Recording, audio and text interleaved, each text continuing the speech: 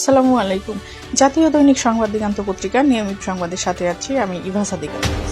পুলিশে মানসিক স্বাস্থ্যে অবহেলা। ধরে নেওয়া হয় যারা পুলিশে চাকরি করেন তারা মানসিকভাবে শক্ত। যোগদানের আগেই তাদের মানসিক স্বাস্থ্য পরীক্ষা করা হয়। কর্মজীবনেও থাকে বিপদ, চাপসহ নানামুখী ঝুঁকি। অনেকে আবার পরিবার পরিজন থেকে বিচ্ছিন্ন থাকে। নিত্য সামলাতে হয় সমাজের নানা অবক্ষয় ও অস্থিরতার ঢেউ। মানুষ হিসেবে এসব স্পর্শ করলে কর্মরত অবস্থায় তাদের মানসিক গঠনে পরিবর্তন আসছে কিনা তা জানার প্রাতিষ্ঠানিক কাঠামো নেই পুলিশে। এমনকি কাউন্সিলিং এর জন্য সাইকোলজি ইউনিটও নেই। ফলে প্রায় পুলিশ সদস্যের আত্মহনন, অন্যকে গুলিসহ নানা অপ্রীতিকর ঘটনা সামনে আসে। সর্বশেষ গত শনিবার রাতে রাজধানীর গুলশানে কনস্টেবল কাউসার আলী খুব কাছ থেকে গুলি করে সহকর্মী মনিরুল হককে হত্যা করেন। মর্মান্তিক এই ঘটনার পর কাউসারের পরিবার জানায় মানসিক সমস্যায় ভুগছিলেন কাউসার। পাবনার মানসিক হাসপাতালে একাধিকবার চিকিৎসাও নিয়েছেন তিনি।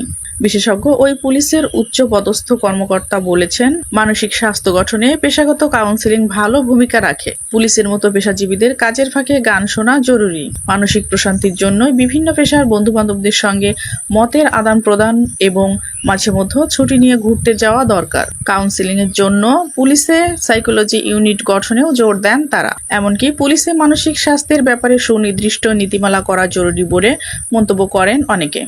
যুক্তরাষ্ট্রের ইউনিভার্সিটি অব ইলিনয় শিকাগোতে পিএইচডি অধ্যয়নরত ঢাকা বিশ্ববিদ্যালয়ের অপরাধ বিজ্ঞান বিভাগের সাবেক চেয়ারম্যান খন্দকার ফারজানা রহমান বলেন, পুলিশিং সবসময় চ্যালেঞ্জিং কাজ, অথচ সদস্যদের মানসিক স্ট্রেস ম্যানেজমেন্টের কোনো ব্যবস্থা বাংলাদেশ পুলিশের নেই। মানসিক কাউন্সিলিং এর ব্যবস্থাও নেই। 2020 সালে কনস্টেবলদের সমস্যা নিয়ে জরিপ চালায় পুলিশ সদর দপ্তর। পুলিশিং পেশার স্ট্রেসের কারণ হিসাবে তাতে নানা অনাকাঙ্ক্ষিত সহিংস ঘটনা, ট্রমা বা মানসিক আঘাতের প্রকাশ, বিরক্তিকর সময়সীমা, অসঙ্গত শিফট ও দুশ্চিন্তাকে উল্লেখ করা হয়।